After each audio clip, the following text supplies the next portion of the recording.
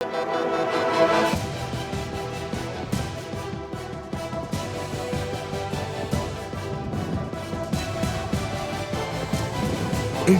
Voice, आपकी सोच, आपकी आवाज।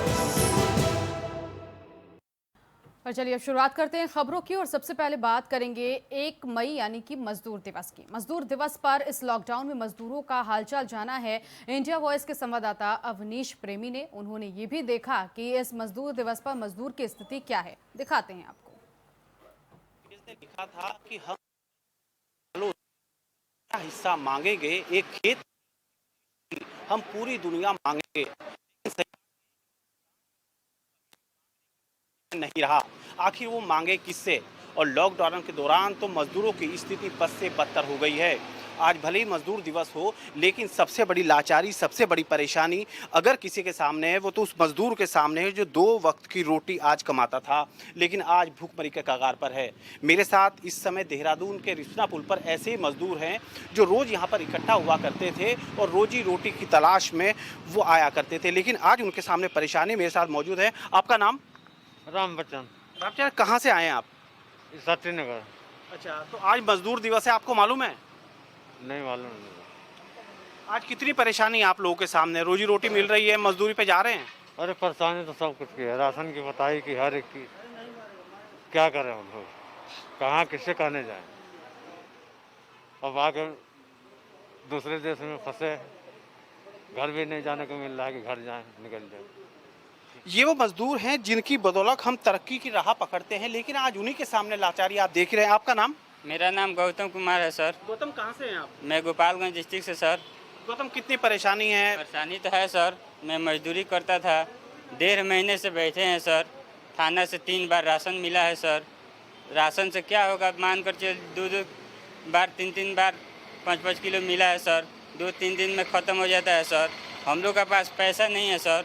हम लोग जाने चाह रहे हैं, अपने जिला जाने चाह रहे हैं सर। तो सरकार ने कोशिश की है कि आप अपना नाम दर्ज कराएं, आपको घर तक छुड़वाया जाएगा। हाँ सर, मैं जा रहा हूँ थाना में। मालूम हुआ है कि आपने नाम लिखाओ उसके बाद जाओ, तो सर मैं जा रहा हूँ बाईपास चौकी में अपने नाम दर्ज कराने के। ये परेशानी इन मजदूरों के सामने, क्योंकि रोज दिहाड़ी करके अपना पेट यहाँ पर पालते थे, लेकिन आज उनके सामने बड़ी दिक्कत है। आपका नाम? सर मेरा जयनाथ नाम है। जयनाथ, कहाँ से रहने वाले हैं? बलिया जिला। बलिया। तो अभी कितना कमा लेते थे आप लोग यहाँ? हम लोग मजदूर या 300-400 ऐसे दिहाड़ी लगाते थे। और अब क्या स्थिति है? काफ़ी समय हो गया लॉकडाउन को। हाँ, खाना पीना सरकार दे रहा है, बस अपना पैसा भी नहीं है कि हम लोग गैस भरवाए, सब्जी लें, किसी तरह अपना जीवन बिता रहे हैं। आपको मालूम है आज मजदूर दिवस है जो आपके लिए बनाया जाता है? हाँ, हम मजदूर दिवस है तो हम लोग क्या करें? हम लोग का क्या चलेगा इसमें? हम लोग अपने घर में हैं। कोई आया आपके पास आज? कोई नहीं, आप ही तो आए सर। ये तो परेशानियां हैं और सबसे बड़ी बात है कि काफ़ी बड़ी मंडी यहाँ पर लगा करती थी, लेकिन आज जो दिक्कतें हैं उसके चलते काफ़ी परेशानियों का सामना इन मजदूरों को करना पड़ रहा है। आपका नाम? मेरा नाम राम भरोसे है जी। राम भरोसे, कहाँ से हैं? हम यूपी बलिया के रहने वाले हैं साहब जी। पहले लॉकडाउन हुआ तो हम लोग को बहुत सुविधा मिला। पहले शुरुआत में हम लोग को कोई तकलीफ नहीं हुई, लेकिन आज हम लोग तकलीफ से मर रहे हैं। हम लोग चाहते हैं कि अपने घर लौट जाएं। हमको अब पैसा नहीं चाहिए, हमको परिवार चाहिए। हमको किसी तरह से कहीं की सरकार, यहाँ की सरकार हो और यूपी की सरकार हो, हमको घर पहुंचा दे। हम सुरक्षित जो उनकी बाजी है वो हम 14 दिन 15 दिन लॉकडाउन में रह सकते हैं, घर जा करके फिर अपने घर आ जाएंगे। अपने घर हम नून रोटी खा करके बिता लेंगे, लेकिन जब तक लॉकडाउन रहेगा तब तक हम कमाने के लिए नहीं आएंगे और रहना चाहते हैं। हम यहाँ से घर जाना चाहते हैं साहब। घर की वापसी के लोग चाहते हैं, क्योंकि परिवार के साथ रहेंगे तो निश्चित तौर पर एक आत्मविश्वास जो है वो बढ़ता है, हर खुशी यहाँ पर मिलती है। आपका नाम? सुभाष जी। सुभाष, कहाँ से रहने वाले? बलिया जिला का जी। सुभाष, कैसा लगता है? मजदूर दिवस है लेकिन आज आप लोग खाली बैठे हैं। अरे ऐसे हम लोग तो परेशानी है, ऐसे है कि काम धाम तो होते नहीं, राशन मिलता है तो गैस नहीं, कहाँ से हम लोग खाए? बीवी बच्चे वहाँ मर रहे हैं खाने बिना, हम लोग यहाँ परेशानी में है। ऐसे है कि साहब हम लोग सोचते हैं कि घर किसी तरह हाल में घरे अपना चल जाए, भले ही नीमक रोटी खाकर अपने झोपड़ी मड़ई में रहेंगे। इसीलिए हम लोग को बहुत परेशानी है, घर जाने के लिए सोच रहे। राशन तो आपको मिल रहा है, लेकिन पैसे की दिक्कत होगी, रोज कमाना फिर घर भी भेजना। इस समय जाएंगे तो खाली हाथ ही जाना पड़ेगा। खाली हाथ ही जाएंगे सर, क्या करेंगे? हम लोगों के पास मजदूर दिवस भी है, हम लोगों का जब काम ही धंधा नहीं तो मजदूर दिवस हम कैसे बना सकते हैं? जेब में 1 रुपये नहीं है, राशन मिल रहे तो गैस सिलेंडर नहीं है, गैस नहीं तो हम लोग खाना कैसे बनेगा? एक टाइम खाते हैं, दूसरे टाइम भूखे सोने के लिए पड़ जाता है। कभी काल चौकी में भी जाता हूँ तो कहते हैं कि खाना ले लो, खाना खाओ। अब 1 दिन 2 दिन किन का खाना खा लेते हैं, फिर वैसे ही भूखे रहना पड़ता है। हम लोग क्या करें सर? हम लोग यही चाहता हूँ कि नमक रोटी खाएंगे भले वो ठीक है, लेकिन हम लोग चाहते हैं मैं घर चले जाऊँ। यहाँ पर रहने आप कहाँ के रहने वाले हैं? सर हम मऊ जिला के रहने वाले हैं, डिस्ट्रिक्ट मऊ। मऊनाथ भंजन। परिवार में कौन कौन है? सर हम यहाँ अकेले हैं यहाँ पे। तो पैसा भेजते होंगे परिवार के लिए?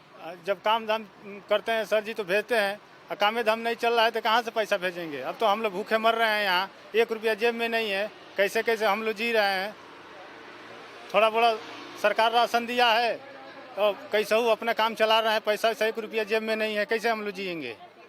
आप लोगों ने देखा ये मजदूर हैं जिनके लिए हम मजदूर दिवस मनाते हैं, और वो मजदूर जो एक नींव खड़ी करता है एक देश की, एक समाज की, और अपने ऊपर जितना ये लोग झेलते हैं आज उसी की बानगी है। यानी कि हम सीधे तौर पर कहेंगे लॉकडाउन के दौरान अगर सबसे ज़्यादा परेशानी हुई है तो इन मजदूरों के लिए हुई है जो 2 वक्त की रोटी यहाँ पर कमाते थे, लेकिन आज उनके सामने बड़ा संकट है। इंडिया वॉइस सलाम करेगा ऐसे मजदूरों को मजदूर दिवस पर। देहरादून से इंडिया वॉइस के लिए कैमरामैन हर्ष उनियाल के साथ अवनीश प्रेमी। और चलिए आगे बढ़ेंगे। बड़ी खबर इस वक्त की प्रयागराज से आपको बता दें, जहां कोरोना के 4 नए मामले सामने आए हैं। मरीजों को कोचवा में L1 अस्पताल में भर्ती किया गया है। जिले में अब तक कोरोना के 9 मरीज सामने आ चुके हैं। मुंबई, नासिक, इंदौर से लौटे थे नए मरीज। ऐसे में कोरोना जांच के लिए भेजे गए थे 110 सैंपल। 106 लोगों की जांच रिपोर्ट अब नेगेटिव आई है। बड़ी खबर इस वक्त की आपको बता रहे हैं, ये कोटवा से आए सभी लोगों को L1 अस्पताल में भर्ती किया गया है। जिले में अब तक कोरोना के नए मरीज जो है वो सामने आए हैं, और 9 मरीज जो है वो अब हो गए हैं प्रयागराज में। बता दें कि मुंबई, नासिक, इंदौर से ये सभी नए मरीज जो है वो लौटे थे।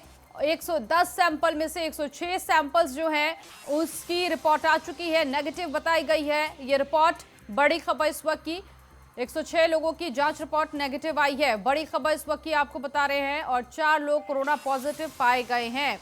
प्रयागराज से इस वक्त की बड़ी खबर आपकी टीवी स्क्रीन पर आपको दिखा रहे हैं, जहां पर कोरोना के नए मरीज जो है वो मुंबई, नासिक से सामने आए हैं। ये सभी लोग प्रयागराज पहुंचे थे। 4 नए मामले भी कोरोना को लेकर आए हैं कि पॉजिटिव पाए गए हैं। 110 सैंपल में से 106 जो है वो नेगेटिव पाए गए। इन सभी मरीजों को कोटवा में L1 अस्पताल में भर्ती कराया गया है, जहां पर इन्हें आइसोलेट किया गया है, क्वारंटाइन किया गया है।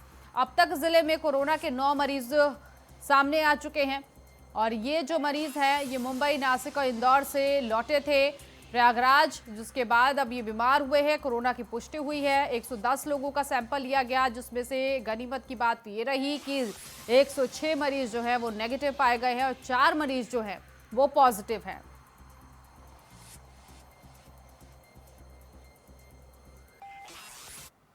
और एक और बड़ी खबर दिल्ली से आपको बता दें, जहां आईटीबीपी के 2 जवान कोरोना पॉजिटिव पाए गए हैं। आईटीबीपी की 50वीं बटालियन के 2 जवान संक्रमित हैं। जवानों के संपर्क में 45 कर्मी आए थे, जिन्हें अब क्वारंटाइन किया गया है। तो दिल्ली से इस वक्त की बड़ी खबर, जहां आईटीबीपी के 2 जवान कोरोना पॉजिटिव पाए गए हैं, और बताया ये जा रहा है कि इन जवान के संपर्क में 45 और जवान आए थे, जिन्हें क्वारंटीन किया गया है। आईटीबीपी की 50वीं बटालियन के ये जवान बताए जा रहे हैं जो कि संक्रमित हो गए हैं। बड़ी खबर दिल्ली से इस वक्त की।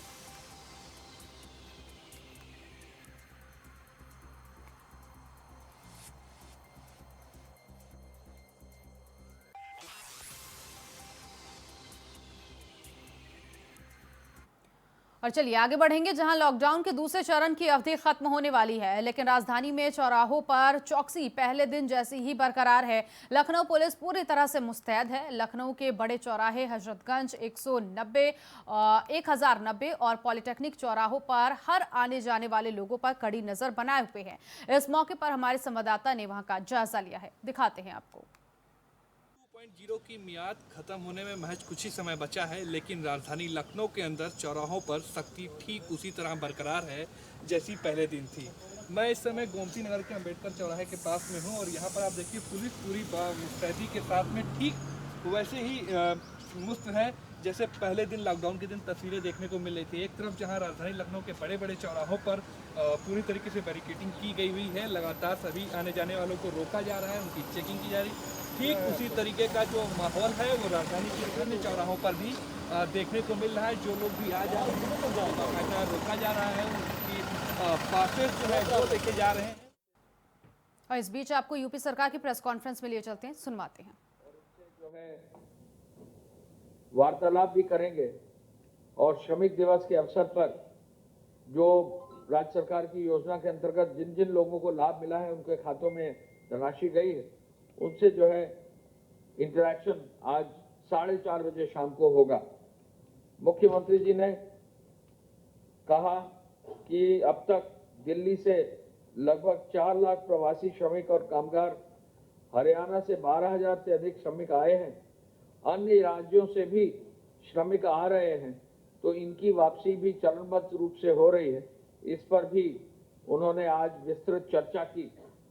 मुख्यमंत्री जी ने ये जाना कि आज मध्य प्रदेश से लगभग 155 बसों से 5,259 हमारे श्रमिक भाई जो हैं आए हैं, वो हमारे प्रदेश में आ चुके हैं। कुछ ही जनपदों में अब पहुंच रहे हैं और विभिन्न जनपदों में उनको रिसीव करके उनके पुनः मेडिकल चेकअप किया जा रहा है। 5259 155 बसों में, और इसके साथ ही लगभग 50 बसों में उत्तर प्रदेश में जो मध्य प्रदेश के हमारे श्रमिक थे क्वारंटाइन सेंटर्स में, लगभग 1341 लोग मध्य प्रदेश चले गए। तो मध्य प्रदेश से जो आदान प्रदान होना था वो आज पूरा हुआ। उसकी भी माननीय मुख्यमंत्री जी ने समीक्षा की और कल जो है राजस्थान और उत्तरांचल से जो है श्रमिकों का जो है आदान प्रदान होगा। राजस्थान से लगभग 6,500 से अधिक श्रमिक आएंगे। राजस्थान के कम श्रमिक हमारे प्रदेश में हैं। उत्तरांचल के करीब 1,500 श्रमिक हैं जो हरिद्वार और बरेली से जो है लाए जाएंगे हमारे प्रदेश में। तो आज श्रमिक दिवस के अवसर पर मुख्यमंत्री जी ने श्रमिकों के संदर्भ में, उनकी वापसी के संदर्भ में बहुत ही विस्तृत समीक्षा की। उनका कैसे स्वास्थ्य परीक्षण हो, उनका कैसे जो है डेटा कलेक्ट हो, उनका नाम, पता, मोबाइल नंबर और विवरण रखा जाए, और फिर कैसे जब वो जिले के क्वारंटाइन सेंटर से होम क्वारंटाइन में जाएंगे तो वहाँ कम्युनिटी किचन कैसे चालू किया जाए, शौचालय कैसे व्यवस्थित की जाए और सुरक्षा कैसे की जाए, इस पर भी जो है आज उन्होंने समीक्षा की। आपको मालूम है कि हर व्यक्ति जो क्वारंटाइन सेंटर से होम क्वारंटाइन में जाता है तो उसको खाद्यान्न का एक पूरा पैकेट दिया जाता है, जिससे कम से कम 1 हफ्ते तक का उसके बाद राशन की सामग्री रहे, भरपेट भोजन उसको क्वारंटाइन सेंटर पर मिले। इसकी भी आज उन्होंने समीक्षा की। उन्होंने, मुख्यमंत्री जी ने यह जरूर कहा है कि स्वास्थ्य परीक्षण में कोई कमी नहीं होनी चाहिए। उन्होंने ये जरूर कहा है कि घर पर होम क्वारंटाइन में 14 दिन वो घर पर भी जरूर रहे। ऐसे श्रमिकों को, कामगारों को जो है व्यवस्था, जब होम क्वारंटाइन में रहे तो वहाँ पर कम्युनिटी सर्वेलेंस भी रहे, वहाँ पर वॉलंटियर्स भी रहे, ग्राम प्रधानों को भी फोन किया जाए, और यदि वो शहरी क्षेत्र है तो उनके जो वार्ड मेंबर्स हैं उनको भी फोन करके हालचाल भी लिया जाए और पूरा जो उसका एक नॉर्म है उसको फॉलो करने का कार्रवाई भी की जाए। प्रदेश को बॉर्डर को सील करने का, सीमावर्ती क्षेत्रों में सतर्कता बरतने का निर्देश उन्होंने दिया है। मुख्यमंत्री हेल्पलाइन से ग्राम प्रधानों और नगरों के पार्षदों को मैंने आपको बताया कि उनको, लोगों को ये भी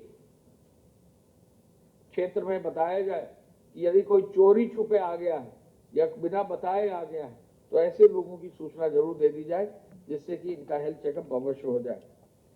ऐसे लोगों की जो चोरी छुपे आ जाते हैं या बिना बताए आ जाते हैं, कोरोना कैरियर की होने की संभावना भी रहती है। तो गांव के हर व्यक्ति को सतर्क रहना चाहिए, गांव के प्रधान और उनके सदस्यों को सतर्क रहना चाहिए कि गांव में कहीं भी अगर बाहर से व्यक्ति आ रहा है और बिना बता के आ रहा है तो उसकी सूचना जरूर दें, उसका स्वास्थ्य परीक्षण जरूर हो। मुख्यमंत्री जी ने मरीजों की स्थिति को देखते हुए L1, L2, L3 कोविड चिकित्सालयों में उपचार के लिए जो भर्ती किए जा रहे हैं, इमरजेंसी के सेवाओं के लिए भी व्यवस्था का उन्होंने निर्देश दिया।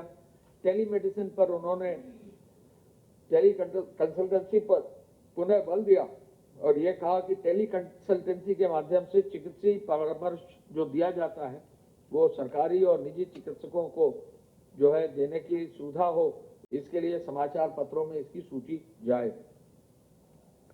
पूल टेस्टिंग का लाभ मिला है, प्रमुख सचिव स्वास्थ्य आपको बताएंगे। पूल टेस्टिंग का काफी लाभ मिला है। एक बार में कम से कम ये पता लग जाता है कि कौन कौन से पूल में कौन कौन लोग संक्रमित नहीं हैं। तो भारी संख्या में जो संक्रमित नहीं लोग हैं उनको बाहर जो है पूल टेस्टिंग में करके निश्चिंतता एक आ जाती है, और जो लोग संक्रमित हैं वो फिर निर्धारित हो जाता है।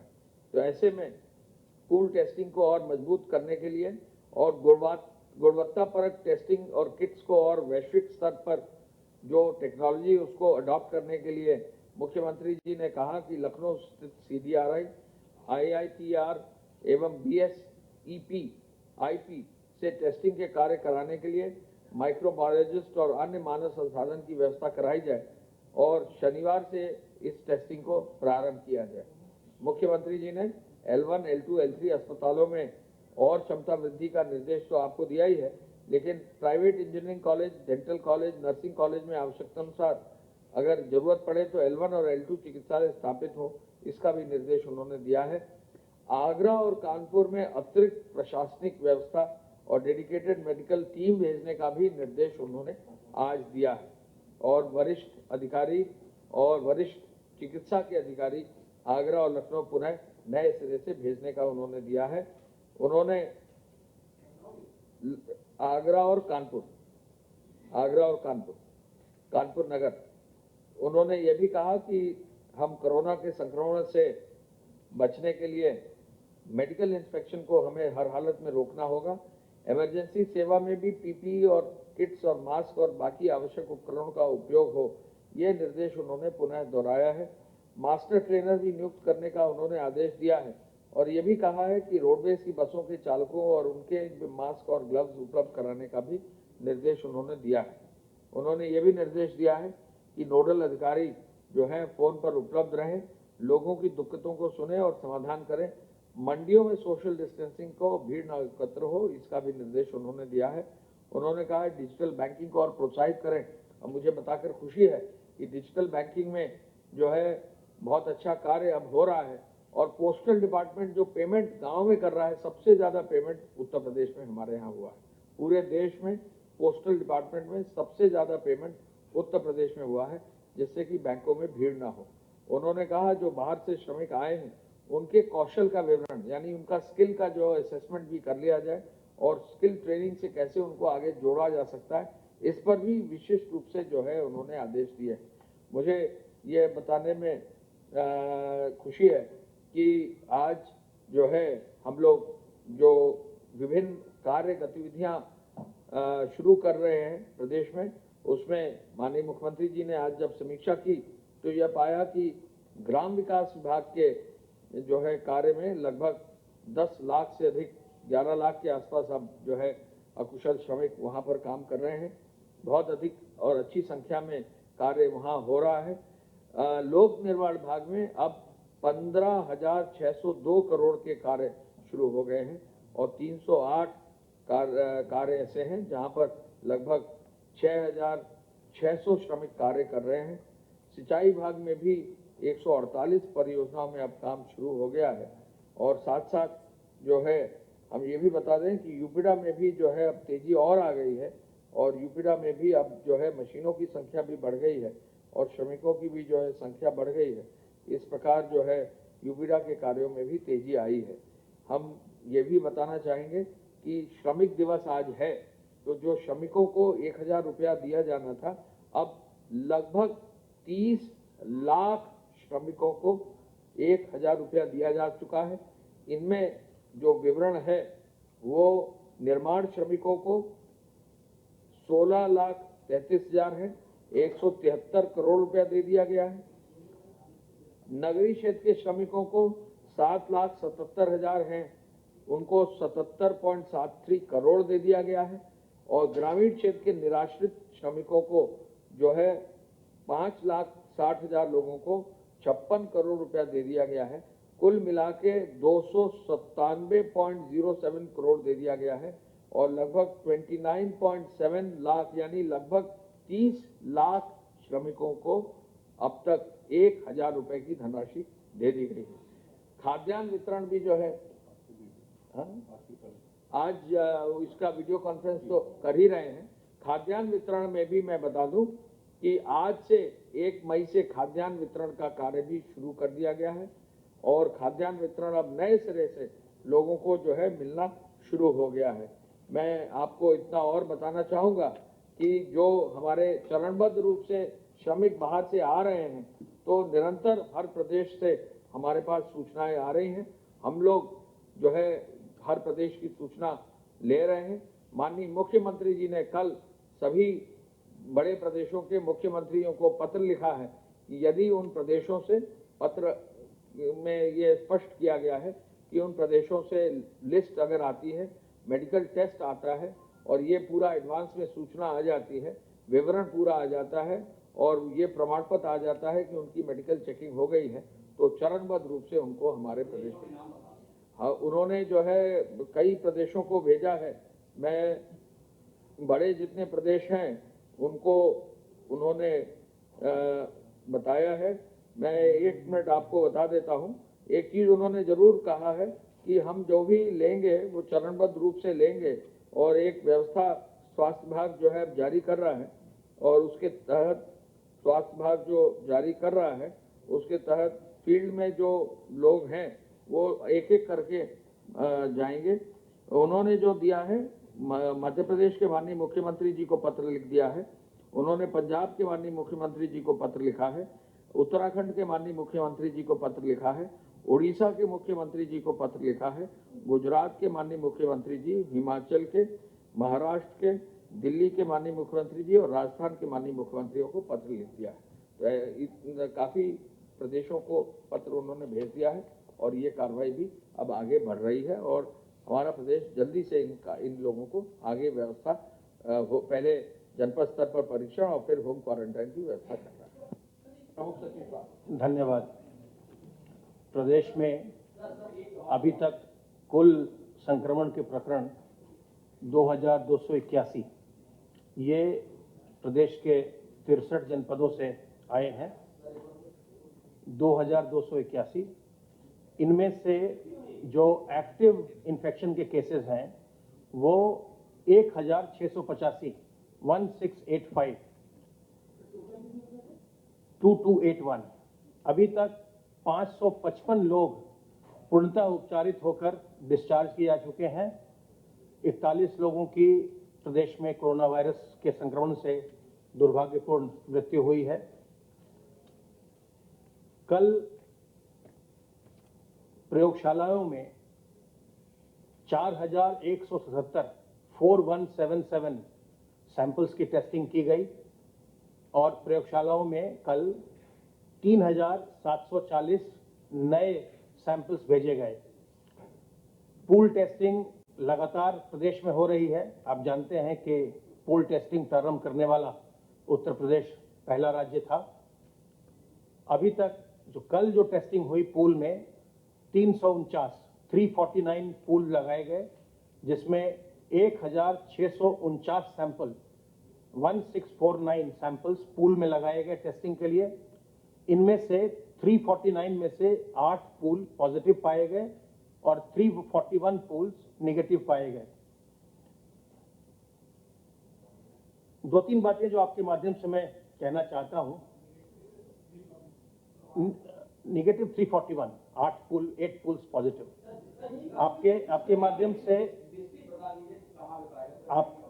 आपके माध्यम से जो डिस्ट्रिक्ट्स हैं जहां पूल पॉजिटिव पाए गए थे वो उसी में इंक्लूड हो जाता है जिसमें इन्फेक्शंस आते हैं, जो हमारे दिल्ली की लिस्ट आपको मिलती है शाम में। मेरठ, गाजियाबाद, अलीगढ़, एटा और बरेली में पूल्स पॉजिटिव पाए गए थे। तो आपके माध्यम से जो मैं 2-3 महत्वपूर्ण बातें बताना चाहता हूं। एक तो ये कि ये जो बीमारी है, ये संक्रामक बीमारी है, इसमें कोई स्टिग्मा नहीं है। ये संक्रामक बीमारी जाति, धर्म, मजहब कुछ नहीं देखती, ये किसी को भी हो सकती है। इसलिए जब ये अगर किसी को लक्षण आते हैं तो बिल्कुल न घबराएं और तत्काल वो स्वास्थ्य केंद्र में आए, अपना जांच कराए और प्रदेश सरकार के द्वारा इसकी चिकित्सा की सुविधा निःशुल्क उपलब्ध कराई जा रही है। जांच की सुविधा और इसके चिकित्सा की सुविधा। इसलिए जितनी जल्दी आप आएंगे, जितनी जल्दी आपको लक्षण होते हैं, तत्काल आप सहायता लीजिए, स्वास्थ्य केंद्र में आइए और जो हमारा हेल्पलाइन है स्वास्थ्य विभाग का, वहाँ फोन करिए 1800 180 5145 1800 180 5145। जितनी जल्दी आप अपने लक्षणों के आधार पर आप चिकित्सा केंद्र में आ जाएंगे और जितनी जल्दी टेस्टिंग होकर के आपकी बीमारी का पता चल जाएगा, उतनी ही संभावना रहती है कि आप बिल्कुल स्वस्थ हो जाएंगे। इस बीमारी में जिनकी अधिक उम्र भी है, जो लोग 80 साल से अधिक उम्र के भी हैं, वो भी बिल्कुल ठीक होकर के घर जा रहे हैं। जिनको कोमॉर्बिडिटी है, वो भी बिल्कुल ठीक होकर के घर जा रहे हैं। परेशानी उनके साथ हो रही है जो बिल्कुल आखिरी समय में आ रहे हैं, जो बिल्कुल अपने रोग पर ध्यान नहीं दे रहे हैं और जब बिल्कुल तबीयत खराब हो जा रही है और तब वो अस्पताल आ रहे हैं तो परेशानी हो रही है। जैसे ही लक्षण लगे तत्काल इसमें आना चाहिए। और आपके माध्यम से मैं सभी से अनुरोध करना चाहूँगा, सभी लोगों से, कि अगर आपके इर्द गिर्द किसी को अगर ऐसे लक्षण आते हैं, उसको बताइए और उसके साथ बिल्कुल सामान्य व्यवहार करें। किसी प्रकार का ना आपको उससे डरना है, ना आपको उसको किसी हीन दृष्टि से देखना है। ये बीमारी किसी को भी हो सकती है। दूसरी बात ये मैं कहना चाहूँगा कि जो टेली कंसल्टेशन की बात है, क्योंकि इस समय बहुत सारे लोग लॉकडाउन के कारण से, अन्य कारणों से अस्पतालों में सेवाओं के लिए नहीं जा पाते, जो इमरजेंसी सर्विसेज हैं उसी के लिए लोग जाते हैं। तो इसमें जो टेली कंसल्टेशन है वो अधिक से अधिक होना चाहिए। और आपसे अनुरोध करूंगा मैं, प्रिंट मीडिया से और ऑडियो विजुअल मीडिया से, इलेक्ट्रॉनिक मीडिया से, कि जो आपके विभिन्न शहरों में जो डॉक्टर्स इसकी सुविधा दे रहे हैं, इसको आप नियमित रूप से निःशुल्क रोज प्रकाशित करिए उन शहरों के संस्करण में कि ये डॉक्टर्स हैं, इनका ये फोन नंबर है, इनकी ये विशेषज्ञता है और इनसे आप इस समय में आप इनसे फोन पर सलाह ले सकते हैं। इसमें सरकारी डॉक्टर भी और जो प्राइवेट डॉक्टर्स हैं वो सभी लोग इस प्रकार की सुविधा उपलब्ध करा रहे हैं। तो इसको अगर जितना प्रचारित किया जाएगा, लोगों को उतना ही अपने घर से कम निकलना पड़ेगा, उन्हें चिकित्सकीय परामर्श मिल जाएगा और दवा लेकर के वो घर में ही ठीक हो सकते हैं अगर कोई आकस्मिकता न हो तो। जो इमरजेंसी सर्विसेज प्रारंभ करने की बात है, इसके लिए पहले हम लोगों ने जूम प्लेटफॉर्म पर ट्रेनिंग करवाया था निजी चिकित्सालयों का, सरकारी चिकित्सालयों का, और अब पीछे हम लोगों ने 29 तारीख को जो चिकित्सालय है, निजी चिकित्सालय है और सरकारी चिकित्सालय है, उनका ऑन साइट ट्रेनिंग उनकी कराई गई सभी जनपदों में। और सभी जनपदों में हम लोगों ने ये कहा था कि जो मंडलीय मुख्यालय के जनपद है वहाँ कम से कम 10 निजी चिकित्सालय और सरकारी अस्पताल। सरकारी अस्पतालों में पहले से भी आकस्मिक सेवाएं चल रही हैं, चाहे वो मेडिकल कॉलेज हो, चाहे जिला चिकित्सालय हो। तो निजी चिकित्सालय कम से कम 10 और अन्य जिलों में कम से कम 5 निजी चिकित्सालयों में आकस्मिक सेवाएं और आवश्यक सेवाएं प्रारंभ हो जाएं। उसके क्रम में अभी तक हमारे पास 550 से ज़्यादा चिकित्सालयों के विभिन्न जनपदों से नाम प्राप्त हो गए हैं, जिसकी सूची भी हम सूचना निदेशक के माध्यम से आपको हम उपलब्ध करवा देंगे कि किन किन जिलों में कौन कौन से चिकित्सालय पर प्रशिक्षण प्राप्त करने के बाद वो बिल्कुल आकस्मिक सेवाएं देने के लिए तैयार हैं। आइसोलेशन बेड्स में मरीजों की कुल संख्या 1791, क्वारंटीन फैसिलिटी में रखे गए लोगों की संख्या 11782। आइसोलेशन बेड्स 18,000 से ज़्यादा व्यवस्थित कर लिए गए हैं और लगातार इनको बढ़ाया जा रहा है। और क्वारंटाइन बेड भी लगभग 22,000 व्यवस्थित कर लिए गए हैं, इनको लगातार बढ़ाया जा रहा है। इसी प्रकार वेंटिलेटर्स भी लगातार बढ़ाए जा रहे हैं। आपके माध्यम से सबों को ये भी अवगत कराना है कि जो भी हमारे L1, L2, L3 के अस्पताल होते हैं उनको हम नोटिफाई करते हैं और नोटिफिकेशन हम पब्लिक डोमेन में भी डालते हैं। तो जहां भी हमारा ये जो L1, L2, L3 है, जो 3 टियर स्ट्रक्चर है, इसमें ये जो लेवल ऑफ केयर है ये उसके हिसाब से है। जहां सबसे प्राइमरी लेवल की केयर प्राप्त होती है वो L1 है। वो ऐसे लोगों के लिए है जिनमें कि बहुत ही माइल्ड लक्षण है या बिल्कुल लक्षण नहीं है पर वो पॉजिटिव है, और जो भी सीरियस केसेस हैं उनके लिए L2 और L3 है। तो जो भी लोग अधिक उम्र के हों, 60 से ज़्यादा उम्र के हों या कोमॉर्बिडिटी वाले हों, उनको सीधा ही L2 और L3 में ही भर्ती किया जाना चाहिए। और वही हम उसी प्रोटोकॉल का हम लोगों ने सबों को बताया भी है और आपके माध्यम से सबों को बता भी रहे हैं कि कोई भी अगर अधिक उम्र का है, बुजुर्ग है, उसको कोई कोमॉर्बिडिटी है या छोटा बच्चा है, उसको सीधे L2 और L3 में ही ले जाना चाहिए। बाकी जो कम लक्षण वाले हों या बिना लक्षण वाले हों, उनकी चिकित्सा L1 पर की जाएगी। धन्यवाद।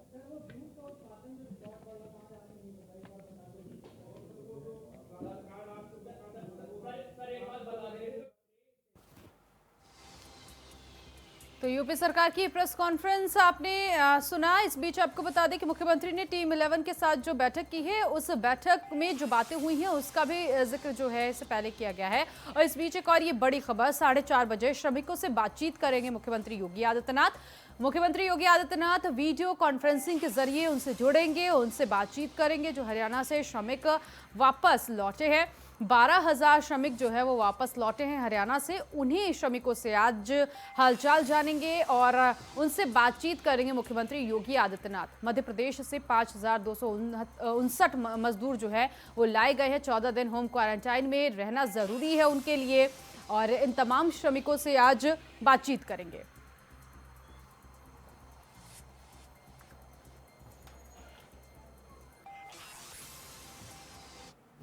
और चलिए अब आपको देश के हेल्थ बुलेटिन में लिए चलते हैं। निश्चित करें कि जिला प्रशासन एवं फील्ड एजेंसीज इन निर्देशों का पालन करें।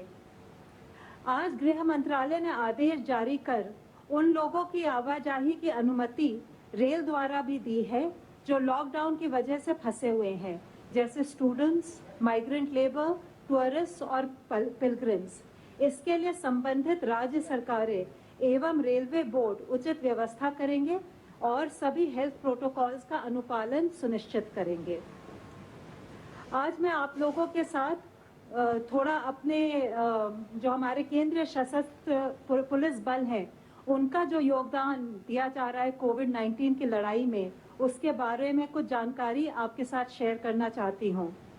हमारे जो केंद्रीय सशस्त्र पुलिस बल है, जैसे Assam rifles, border security force, central reserve police force, central industrial security force, Indo Tibetan border police, national security guard, सशस्त्र सीमा बल और हमारी NDRF national disaster response force, ये सभी कोरोना की इस लड़ाई में विशेष योगदान दे रहे हैं और अपने संसाधनों और मैन पावर से लोगों को हर यथासंभव मदद पहुंचाने में 24 घंटे हर 7 दिन लगे हुए हैं। देश के कई भागों में ये बल हॉटस्पॉट एरियाज में लॉकडाउन के अनुपालन के लिए स्थानीय प्रशासन की सहायता कर रहे हैं। इन सभी ने मिलकर देश में अपने 32 अस्पतालों में लगभग 1900 बेड कोविड-19 के पेशेंट्स के लिए संरक्षित किया है। इसके अतिरिक्त इन बलों ने कई क्वारंटाइन सेंटर भी स्थापित किए हैं और ज़रूरतमंद लोगों के लिए खाद्य सामग्री, सूखा राशन, सैनिटाइजर्स, मास्क इत्यादि का वितरण भी कर रहे हैं। ये बल आम जनता में कोविड-19 से संबंधित जागरूकता भी फैला रहे हैं। इन सब भी बलों ने कोविड पेशेंट्स की मदद के लिए रक्तदान शिविरों का भी आयोजन किया है। इनके फैमिली वेलफेयर और वाइव्स वेलफेयर एसोसिएशंस भी काफ़ी योगदान दे रहे हैं।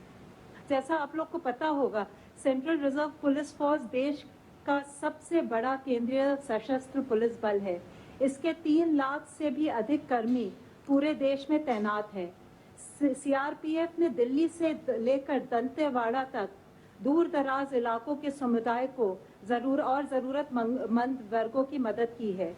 ऐसी ही एक सेवा अभियान में CRPF की एक बटालियन ने रायपुर में 1 लाख किलो चावल वितरित किया है। CRPF की मददगार नामक राष्ट्रव्यापी हेल्पलाइन भी लोगों की मदद कर रहा है। CRPF ने टेलीमेडिसिन की भी सेवा शुरू की है। सशस्त्र सीमा बल भी अनुकरणीय कार्य कर रहा है। इन्होंने भारत की सीमा पर फंसे नेपाली नागरिकों को भी ज़रूरत की सभी चीज़ें प्रदान की हैं। जो इनके छुट्टी पर गए कर्मचारी हैं, उन्होंने भी स्थानीय क्षेत्रों में प्रशासन की सहायता की है। सीआईएसएफ के कर्मी भी इस लड़ाई में आगे बढ़कर हिस्सा ले रहे हैं। आप लोगों को याद होगा, इन्होंने एयरपोर्ट हेल्थ ऑर्गेनाइजेशन के साथ मिलकर विदेशों से आए यात्रियों की स्क्रीनिंग और जल्द इमिग्रेशन में सहायता की थी। सीआईएसएफ के जो फायर सर्विस विंग है, उसके सभी 103 यूनिट आसपास के क्षेत्रों में सैनिटाइजेशन में जिला अधिकारियों की मदद कर रहे हैं। बॉर्डर सिक्योरिटी फोर्स ने पूर्वी सीमा पर अंतर्राष्ट्रीय सीमा से लगते 300 से अधिक गांव में न सिर्फ लोगों को आधारभूत जरूरतें मुहैया कराई हैं, बल्कि उनकी चिकित्सा संबंधी सुविधा जो उनको जरूरत है वो भी उपलब्ध करा रहे हैं। पाकिस्तान से लगती हुई 553 किलोमीटर लंबी अंतर्राष्ट्रीय सीमा पर जो किसान अपने खेतों में फसल काटने जा रहे हैं, उनके इक्विपमेंट की सैनिटाइजेशन में भी इन्होंने मदद की है। बीएसएफ ने मेघालय में पशुओं के लिए भी चारा उपलब्ध कराया है। इस प्रकार वो दूर दराज क्षेत्रों में मोबाइल एटीएम की सुविधा भी आम जनता को मुहैया करा रहे हैं। बीएसएफ ने अपनी पेट्रोलिंग में काफी वृद्धि की है, जिससे कि सीमा पार से कोविड-19 के केस ना बढ़ पाए। आईटीबीपी कोविड-19 की लड़ाई में शुरू से जुड़ा हुआ है। इसने देश की सबसे पहली क्वारंटाइन फैसिलिटी स्थापित की थी। पहाड़ी क्षेत्रों में ये भी काफी योगदान दे रहे हैं। असम राइफल्स ने रिमोट एरियाज में किसानों की कृषि उपज खरीद में मदद की है। इसके अलावा उन्होंने अनाथालय और वृद्धाश्रमों को भी अडॉप्ट किया है। एनएसजी ने अन्य कदमों के अलावा एक हबलेस सैटेलाइट टर्मिनल इस्टेब्लिश करके कम्युनिकेशन बैकबोन को और स्ट्रेंथन किया है। एनडीआरएफ ने आज तक 61,000 लोगों में जागरूकता बढ़ाई है। इसके अलावा नेहरू युवा केंद्र के वॉलंटियर्स लगभग 8,000 वॉलंटियर्स को ट्रेन करके एक एनडीआरएफ फ्रेंड्स का अभियान शुरू किया है, जो कोविड-19 के क्षेत्रों में काफी अपना योगदान दे रहा है। धन्यवाद। Health ministry representative please. पिछले 24 घंटों में भारत में कोविड-19 के 1993 कंफर्म केसेस आए हैं, जिससे कि हमारी टोटल कंफर्म केसेस की संख्या अब 35,043 केसेस हो चुकी है। इनमें से 25,007 cases presently active medical supervision में हैं। अगर हम पिछले 24 घंटे में देखें तो 564 पेशेंट्स क्योर हो चुके हैं, जिससे कि हमारी total tally of recovered cases बढ़कर अब 8,888 हो चुकी है। इस तरीके से हम देखते हैं तो हम पाते हैं कि हमारा रिकवरी रेट निरंतर बढ़ते हुए अब 25.37% हो चुका है। जैसे कि आप सभी को पता है कि देश के विभिन्न जिलों को रेड, ऑरेंज और ग्रीन जोन में बांटा गया है। राज्य और जिला प्रशासन द्वारा कंसंट्रेटेड एफर्ट्स करते हुए यह इंश्योर करना है कि जिन भी जिलों में केस आए हैं, यानी कि रेड या ऑरेंज डिस्ट्रिक्ट, वहां पर इफेक्टिव और स्ट्रिंजेंट कंटेन मेजर्स के थ्रू चेन ऑफ ट्रांसमिशन को ब्रेक किया जाए। Mapping of cases and contact, यानी कि जितने भी केसेस आए हैं उनको और उनके कॉन्टैक्ट्स को मैप किया जाए। वह केसेस और उनके कॉन्टैक्ट, उनका जोग्राफिकल डिस्पर्शन क्या है, उसको एनालाइज किया जाए। उसके साथ ही एक वेल डिफाइंड पैरामीटर जिसमें कि सारे रूल्स को प्रॉपरली और तरीके से इन्फोर्स किया जा सकता है, उन क्राइटेरिया को कंसिडरेशन में लेते हुए जहां पर भी ये केसेस आए हैं वहां पर एक कंटेनमेंट जोन डिलिनेट किया जाना चाहिए। अर्बन एरियाज में जैसे कि कोई रेजिडेंशियल कॉलोनी हो सकती है, कोई मोहल्ला हो सकता है, कोई म्यूनिसिपल वार्ड या कोई पुलिस स्टेशन एरिया या कोई म्यूनिसिपल जोन और पूरा टाउन, डिपेंडिंग ऑन की केसेस का स्प्रेड आउट कैसा है। इसी तरीके से रूरल एरियाज में कोई विलेज या क्लस्टर ऑफ विलेज और पुलिस स्टेशन या कोई ग्राम पंचायत या ब्लॉक, इस टाइप के एरियाज को depending on the above parameters हमें कंटेनमेंट जोन को डिलिनेट करना है। इसके साथ ही इन एरियाज में एक बफर जोन भी डिक्लेयर करनी चाहिए अराउंड द कंटेनमेंट जोन, और कंटेनमेंट जोन में except for essential services and activities, सारी एक्टिविटीज पर प्रोहिबिशन रहे। वहाँ हमारा मुख्य एफर्ट हो कि एक तरफ हम जब स्ट्रिंजेंट पैरामीटर कंट्रोल कर रहे हैं, दूसरी तरफ स्पेशल टीम्स बनाकर कंटेनमेंट जोन में हाउस टू हाउस सर्विलेंस की जाए। ये स्पेशल टीम्स सभी केसेस को एक्टिवली सर्च करें। उनका फोकस ILI यानी कि इन्फ्लुएंजा लाइक इलनेसेस और सारी यानी कि सीवियर एक्यूट रेस्पिरेटरी सिंड्रोम के केसेस को डिटेक्ट करने में लगे। सभी केसेस जो पाए जाएं उन पर टेस्टिंग क्राइटेरिया के तहत सैंपलिंग उनकी की जाए, सारे कॉन्टैक्ट्स ट्रेस किए जाएं और उसी के साथ ही जितने भी पॉजिटिव केसेस पाए जाएं उनका प्रॉपर प्रोटोकॉल के हिसाब से क्लिनिकल मैनेजमेंट कर फेटालिटी को कम से कम करके उन पेशेंट को रिकवर कराया जाए।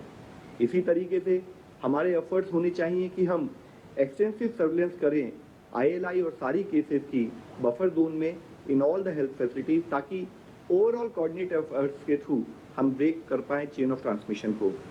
आज जब कोविड-19 पेंडेमिक से हम डील कर रहे हैं तो हम लोग लाइफ की नई रियलिटीज को भी फेस कर रहे हैं।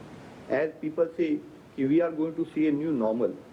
हमें जरूरत है कि हम सावधान रहें, जागरूक रहें और हर तरीके से सतर्क रहें। कंटेनमेंट जोन के बाहर भी सरकार के द्वारा किए हुए सभी दिशा निर्देशों का पालन करना अति आवश्यक है। हमें कॉन्शियस एफर्ट्स करने हैं कि जब हम लोगों के साथ कॉन्टैक्ट्स में रहें तो डायरेक्ट और कन्फाइंड कॉन्टैक्ट से फिजिकल डिस्टेंसिंग के नॉर्म्स को पालन करते हुए हम लोगों से मिलें और उसके हिसाब से अपना दिनचर्या प्लान करें। किसी भी एरिया में कंजेशन से बचने के लिए स्टैगर्ड टाइमिंग जैसे कॉन्सेप्ट्स को फॉलो करें। हैंड्स को अपने washing hands with soap, water या सैनिटाइजर का उपयोग, इसके थ्रू हम हैंड हाइजीन को प्रमोट करें। जो भी फ्रीक्वेंटली टच सर्विसेज हो सकती हैं जैसे कि टेबल टॉप्स, चेयर के handles, keyboards, mouse pad etcetera, उनको नियमित रूप से डिसइंफेक्ट और साफ करते रहें और सभी लोग मास्क या फेस कवर एज अप्रोप्रिएट उसका इस्तेमाल करें। हमें यह समझना चाहिए कि मास्क पहनने वाला व्यक्ति बीमार व्यक्ति नहीं है। मास्क पहनने वाला व्यक्ति वह व्यक्ति है जो अपने समाज के बारे में अपनी रेस्पॉन्सिबिलिटी को समझता है और विचारशील है। अपनी सुरक्षा के लिए सभी से रिक्वेस्ट करेंगे कि corona tracker application Aarogya Setu download की जाए। इस लड़ाई में पूरा दुनिया जुड़ी हुई है। उस समय पर अगर इंडिया को सक्सेसफुल होकर इससे निकलना है तो ज़रूरत है कि हम सिंपल एक्शन जो कि हमें सपोर्ट कर सकते हैं जैसे कि hand hygiene, respiratory hygiene, environmental hygiene और फिजिकल डिस्टेंसिंग का पालन करें। हम सबसे रिक्वेस्ट करते हैं कि kindly help us to help you. धन्यवाद। धन्यवाद। फ्रेंड्स, जैसे आपको मालूम है कि सरकार ने 11 एम्पावर्ड ग्रुप्स गठित किए हैं। हमारे पास ऑलरेडी 4 ग्रुप्स की जो है प्रेजेंटेशन हो चुकी है। आज हमारे साथ हैं चेयरमैन एम्पावर्ड ग्रुप 3। तो मैं रिक्वेस्ट करूँगा सर अपना प्रेजेंटेशन। जी, मैं सबको पहले तो नमस्कार और गुड आफ्टरनून। हमारा ग्रुप 3 का जो बेसिक हमारा जो जवाबदारी है वो है कि जो एसेंशियल मेडिकल सप्लाईज है उसको हम उसका अवेलेबिलिटी नक्की करें। तो इसमें जो मोटी मोटी जो मैं बड़ी जो बताना चाहता हूँ, एक तो वेंटिलेटर्स, ऑक्सीजन और oxygen cylinders, PPEs, N95 N99 mask, diagnostic kits और दूसरा जो भी हमको दिया जाए काम में जैसे भी समय जाता है इसका। तो नेक्स्ट, तो इसमें एक पहली बात मैं बताना चाहता था कि भारत का हमारा जो सबसे बड़ा चैलेंज था कि ये बहुत ही ज़्यादा ये सब चीज़ें मैंने जो बताया उसका बहुत बड़ा डिमांड था, ग्लोबल डिमांड अभी है और पूरा विश्व उसको परचेज करना चाहता है। पूरे विश्व में से उसका प्रोक्योरमेंट चल रहा है। ये हमारा एक सबसे बड़ा चैलेंज है। इसमें दूसरा चैलेंज था कि वो हमारा अब तक भारत में ये लार्जली इम्पोर्ट होता था और जो बनता था वो भी बहुत कम बनता था। PPE और N95 भारत में बनते नहीं थे, वो इम्पोर्ट होते थे। थोड़ा वेंटिलेटर्स बनता था, टेस्टिंग किट्स थोड़े बनते थे। और हेल्थ बुलेटिन से बड़ी बातें आपको बता दें, आवश्यक वस्तुओं की आपूर्ति लगातार जारी है, यानी कि ये आपूर्ति इसी तरह से चलेंगी। दूसरे राज्य में फंसे मजदूरों को ट्रेन से लाने की अनुमति है, ये बड़ी बात आपको बता रहे हैं। ऐसा हेल्थ बुलेटिन से जो कही गई है, जरूरी सामान को लेकर जाने वाले ट्रकों को पास की जरूरत नहीं है। गौर करने वाली बात है, आवश्यक वस्तुओं की आपूर्ति लगातार जारी है और इन्हीं वस्तुओं के लिए ये फैसला लिया गया है कि जो जरूरी सामान वाले ट्रक होंगे उनको पास की जरूरत नहीं है। दूसरे राज्यों में फंसे जो मजदूर हैं उनको ट्रेन से लाने की अनुमति मिल गई है। ऐसे में कहीं ना कहीं संकेत ये मिल रहे हैं कि लॉकडाउन तीसरा भी बहुत जरूरी है। तो आज के इस हेल्थ बुलेटिन से ये अहम बातें हम आपको बता रहे हैं कि क्या कुछ कहा गया स्वास्थ्य मंत्रालय की तरफ से। राशन को लेकर, सामान को लेकर कहा गया कि ये सामान जो है इसकी कमी नहीं होगी, लगातार आपूर्ति जारी है। जो मजदूर जहां फंसे हुए हैं अब अनुमति मिल गई है कि ट्रेन के जरिए उनको उनके घर भेजा जा सकेगा। जरूरी सामान वाले जो ट्रक है, जो अभी तक पास दिखाकर एंट्री मिलती थी उन ट्रक वालों को, अब पास की जरूरत नहीं है। तो ये बड़ी बातें हम आपको बता रहे हैं आज इस प्रेस कॉन्फ्रेंस के जरिए जो कही गई है। इसके साथ ही साथ ये भी बताया गया कि लगभग 25.3% जो है वो हेल्थ रेट जो है इस वक्त दिखा रहा है जो ग्राफ देश का, और जो काफ़ी ज़्यादा लोग हैं, रिकवरी रेट जो है वो 25.3% आज की तारीख में हो गया है।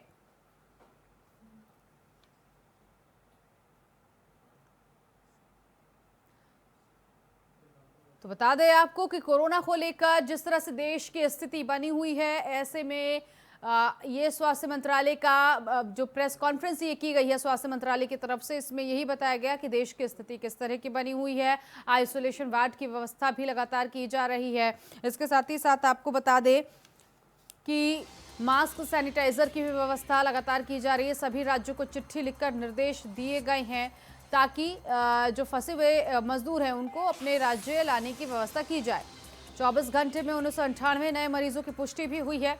कोरोना का जो रिकवरी रेट है, देखिए ये भी लगातार हम आपको बता रहे थे कि रिकवरी रेट बढ़कर 25.37 हो चला है। देश में कोरोना के मामले 35,000 के पार है। तो ये बड़ी बात है कि किस तरह से देश की स्थिति बनी हुई है। कोरोना को लेकर आवश्यक वस्तुओं की आपूर्ति लगातार जारी रहेगी। बता दें कि लॉकडाउन को लेकर भी स्वास्थ्य मंत्रालय की तरफ से कहा गया कि मास्क और सैनिटाइजर बांटे जा रहे हैं। दूसरे राज्यों में फंसे मजदूर जो है उनको ट्रेन से लाने की अनुमति अब मिल चुकी है। और खबरों में आगे बढ़े, लेकिन उससे पहले रुकेंगे एक छोटे से ब्रेक के लिए।